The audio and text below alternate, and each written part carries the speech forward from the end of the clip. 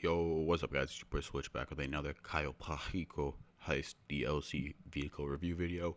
This one we're going to tackle the Pagassi TOREADOR. I think that's how you say it. It's the sports classic that's also submarine and fully weaponized. It's pretty cool. I'll get into it later in this video, but starting things off with the price. Now, the TOREADOR cost a cool $3,660,000. Not cheap, man. Not cheap. To me, it's worth it, and I'll get into it later in the video. It's a steep price, but it's gonna be worth it, trust me. And moving on to customization, obviously, this thing oh shoot, hit my mic. This thing has a whole plethora of customization. Let's start things off obviously with your regular armor. Then you got brakes, and then moving on to bumpers, you got a whole bunch of bumpers. Most of them look really similar to each other. The differing ones are like the last two, the dash bumpers, I think they're called. Yep. Alright, so I went with the primary dash bumper just so it matches. It has a little bit of accent of chrome. And then we got the same thing for the rear. Then we got engine upgrades, obviously. You gotta get the max engine upgrade on every car. And then you got explosive horn, and then lights, obviously, xenon, and then you get underglow if you want. I don't like underglow, so I don't get underglow. Then you got your liveries, you got 11 to choose from. They mostly consist of stripes, except for like the last 3, I believe, are like crazy. Yep, so yeah, pretty much all stripes. You got that last 4 that have like full on like race type liveries, and then the last one right there.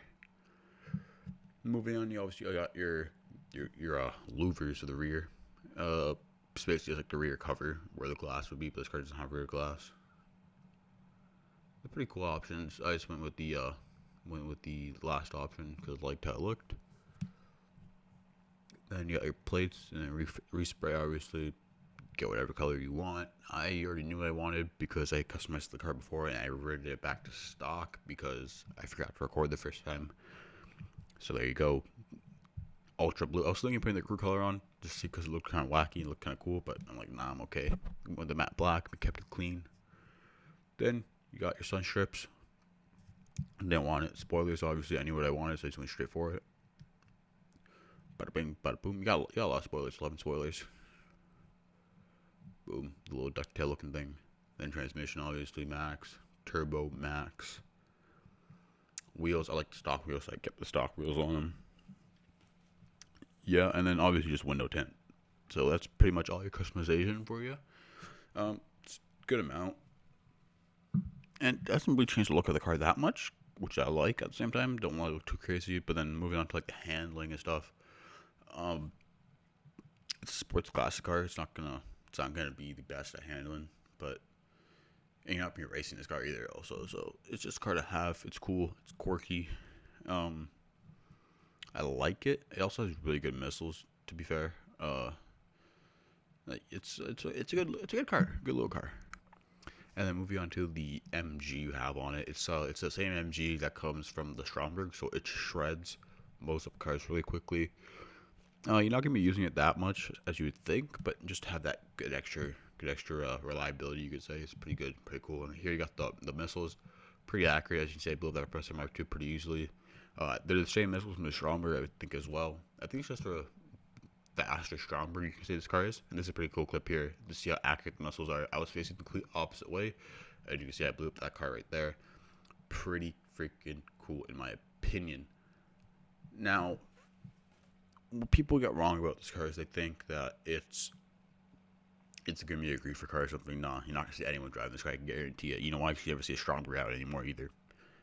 All for the same reason, the Pressure Mark II, but that's completely different. If you guys, yeah, also it is a submarine. As you can see, it's pretty cool. You know, just if you didn't know, it also is a submarine, so it's a direct competitor with the Stromberg. But with that being said, do you ever really use a submarine? Like, I don't even use a Stromberg. It's just like, it's a good feature to have, I guess. And because of that, you can park inside of your submarine.